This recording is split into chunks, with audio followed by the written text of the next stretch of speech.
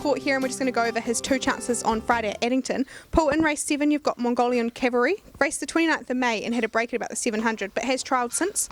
Yeah, his trial was just pretty average, to be fair, last week. He needed the good blowout, and he got a little bit sick, hence he was scratched previously. So just playing a bit of catch up really, and it's been a bit hard on him because the first start he got checked, so he hasn't been able to race since. So whatever he does on Friday, he'll improve on. And in race 10 you've got Gilligan's Island, and fair to say a touch inconsistent.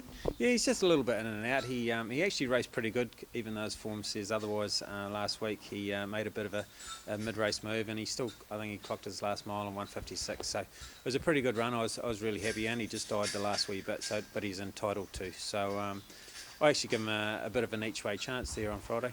So do you think he would be your best bet on Friday? Yeah, he probably would be. You couldn't come out and say they're just going to demolish them, but they're a chance.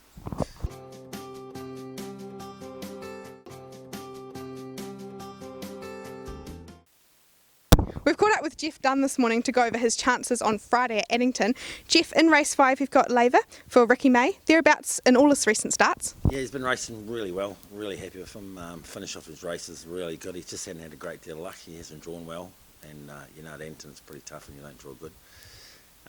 He's drawn one in the second row again, so he'll need luck again, but hopefully Ricky's the man to find a way through. So he's really well, so fingers crossed.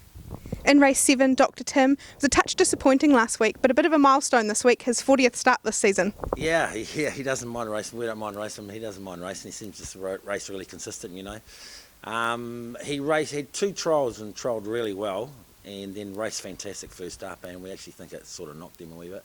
He most of the best field he's raced for ages, and he just got beat. So next run he ran third, and it was a poor third, and we should have seen the signs then, so we took a blood, and he wasn't quite right, so we've treated him, but he's again drawn 1, and he hasn't got a lot of gate speed, so he'll need some luck too. And in race 9 you've got Tiebreaker in the junior event with Sarah O'Reilly aboard, and it was a good win last week. Yeah, he's a lovely horse. He's really tough. He just loves being put in the race, and we've drawn 1 in the second row, so hopefully though in a boys race they'll go very fast, and some gaps will open up, but he seems really well. He hasn't let us down at all. I think the only time he's ever been out of the money, something's happened, he's locked wheels or he's galloped at the start or something, so he's just a really nice horse, and he'll only get better and better. And what do you think your best chances for Friday night? Wow, it's a bit tricky from the draws really. Most probably Laver he can get a run through, but they're all about on par really. But Laver if he can get a run through, but we definitely need some luck. They'll all be trying hard anyway, because we're going to give Laver and Tiebreaker a few weeks off after this.